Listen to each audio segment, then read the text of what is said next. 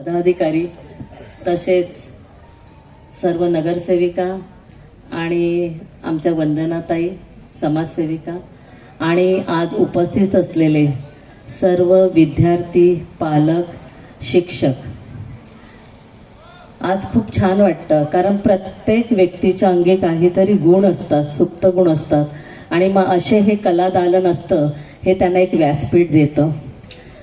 आणि आज ही जी ड्रॉइंगची कॉम्पिटिशन्स होती ही या संस्थेने संपूर्ण वसई तालुक्यात म्हणजे वसई, नालासोपारा आणि विरार यांच्यामध्ये शाळेमध्ये कॉम्पिटिशन्स घेऊन त्या मुलांना सिलेक्ट करून त्यांचं प्रावीण्य मिळून त्यांना आज बक्षीस वितरण समारंभ केलेला आहे.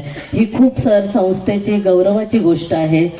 कारण आपण आपल्या शाळेमध्ये, आपल्या कॉलेजमध्ये जी विद्यार्थी शिकतात त्यांना आपण देतोच, पण ह्या शाळेमधल्या मुलांना सिलेक्ट करून त्यांचा आज इथे गौरव केला आहे. खूप चांगली तुम्ही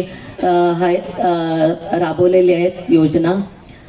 मी एवढंच सांगू शकते की जसं म्युझिकला कान असतं तसं ड्रॉइंगला ऑब्झर्वेशन असतं आणि ते संपूर्ण डोळा हा कॅच करतो. म्हणून डोळा, बुद्धी आणि मन असं हे ड्रॉइंगला लागतं आणि त्याचं कॉन्सन्ट्रेशन तुमच्या पेपरवर येतं. पेपर एकदम ब्लँक असतो, व्हाईट असतो, पण त्याच्यावर तुम्ही स्केच करता, हे तुमचं संपूर्ण कॉन्सन्ट्रेशन त्याच्यात करता.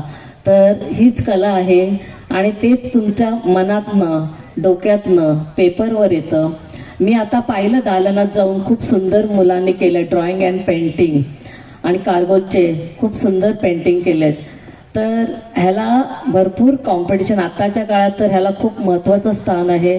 मार्केटमध्ये पण खूप आहे. तर तुम्ही मुलांनी उपजत गुण आहेत त्याचं कंटिन्युटी ठेवायची आणि एक ध्येय साध्य करायचं. कारण प्रत्येक गोष्टीला एक ध्येय लागतं, तिथपर्यंत पोहोचण्यासाठी सातत्य लागतं आणि इच्छा लागते.